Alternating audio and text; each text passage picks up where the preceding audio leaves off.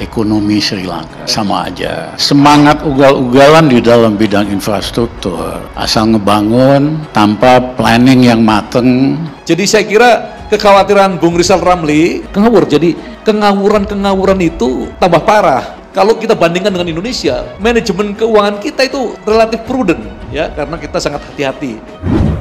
Tetapi kesulitan yang dihadapin oleh rakyat kita itu sangat-sangat susah sekali hari ini. Supaya kita mempunyai perspektif yang lebih akurat. Sri Lanka itu luasnya hanya kurang lebih setengah Pulau Jawa. Kita udah maju jauh ribuan langkah di depan Sri Lanka.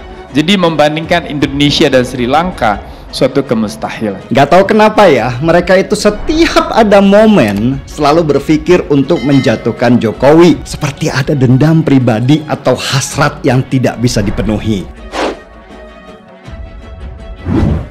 Pengunjuk rasa masih bertahan di kediaman Presiden Sri Lanka Gotabaya Rajapaksa di Colombo.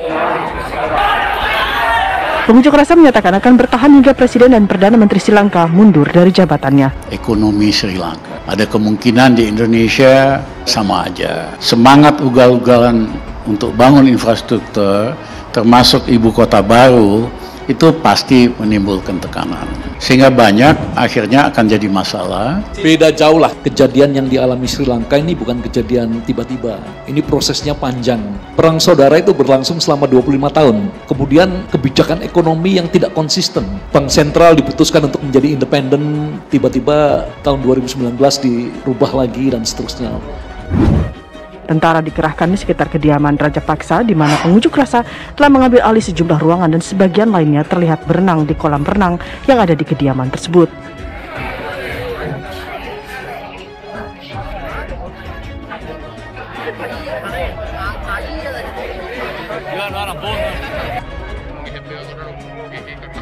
Rangkaian unjuk rasa ini merupakan bentuk kemarahan publik Sri Lanka menyusul memburuknya perekonomian yang menyebabkan langkanya barang kebutuhan pokok termasuk makanan juga bahan bakar. Tentu kita harus analisa Indonesia hari ini secara ekonomi. Hutang kita memang sudah sangat besar. Kesulitan yang dihadapin oleh rakyat kita itu sangat-sangat susah sekali hari ini.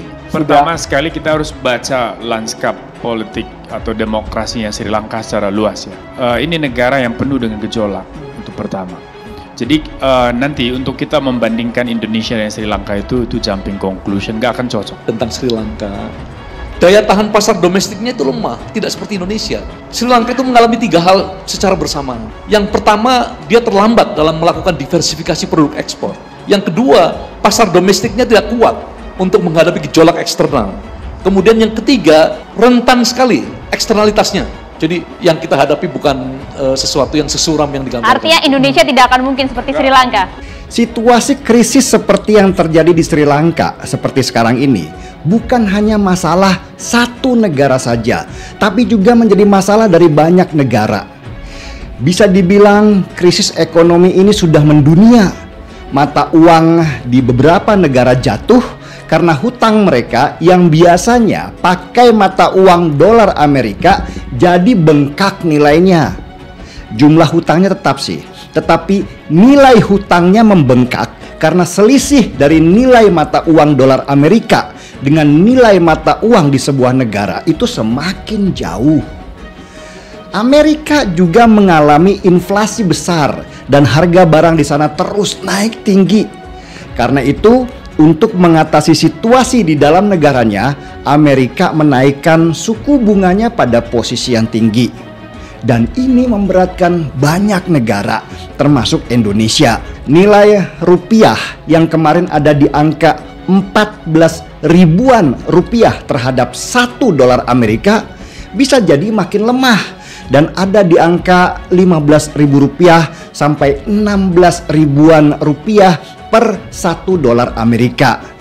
Dan supaya nilai mata uangnya tidak semakin lemah, Bank Indonesia terpaksa harus mengucurkan duit triliunan rupiah supaya mata uang kita nggak anjlok-anjlok amat jatuhnya. Inilah yang nggak mau dimengerti oleh kelompok oposisi yang selalu mempermasalahkan apapun kepada Jokowi. Nggak bisa dipercaya tuh Jokowi, dia ngomong ke kiri, tindakannya ke kanan. Dia ngomong begini, sebaliknya. Nggak, gini, semua orang bisa mengatakan apapun, semua orang bisa menuduh apapun, itu no problem.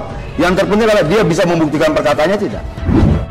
Tim ekonomi Pak Jokowi, ya maaf lah saya bilang memang payah kok. Apapun bahasanya, menurut saya kita tidak bisa sederhana itu melihat. Itu mempermalukan kapasitas mereka sendiri ya. Karena seharusnya mereka punya metodologi verifikasi terhadap seluruh informasi. Ini Jokowi pemimpin yang kagak jelas, sibuk nyari alasan. Dia coba menyiram mukanya sendiri yang kata-katanya. Bukan mengkritik Presiden Jokowi, artinya semua pernyataannya kontradiktif. Banyak yang nggak suka Jokowi karena kinerjanya yang payah. Yang jelas Pak Jokowi berbicara di panggung dunia, dapat aplaus, kemudian bagaimana kemudian tokoh-tokoh dunia berkumpul dan memberikan apresiasi. Orang kayak saya menilai bahwa Jokowi gagal dalam hal-hal penting itu. Jokowi ini bukan orang yang suka teriak-teriak ya. Bukan bicara yang besar, kerjanya yang besar. Dia tidak perlu cerita kemana-mana. Tiba-tiba ada lapangan pekerjaan. Dia tidak perlu cerita apa-apa, tiba-tiba ada jalan, pabrik, dan sebagainya.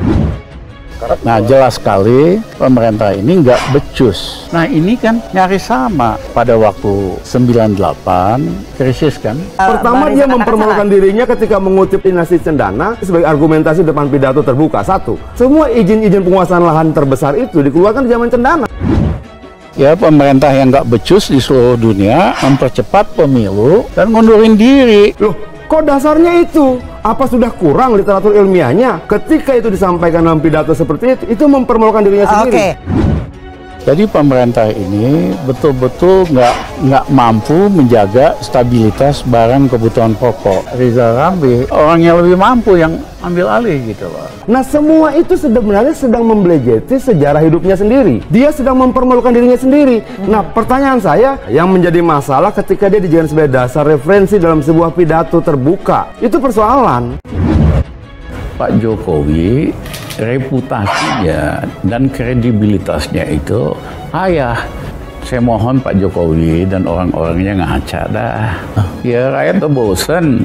You nggak mampu kok, as simple as that, you nggak becus. Jokowi itu jawaban dari harapan-harapan kita yang sudah capek dan kekerasan, capek dengan penculikan, intimidasi, ancaman, dan sebagainya. Jokowi adalah jawaban dari semua persoalan.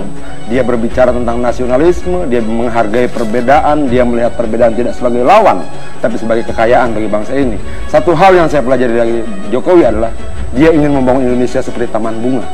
Ada warna merah, ada warna kuning, ada warna putih, dan semua hidup berdampingan tanpa menggunakan kekerasan satu dan yang lain. Jokowi adalah jawaban dari semua mimpi-mimpi kita. Jokowi adalah karunia yang harus kita perjuangkan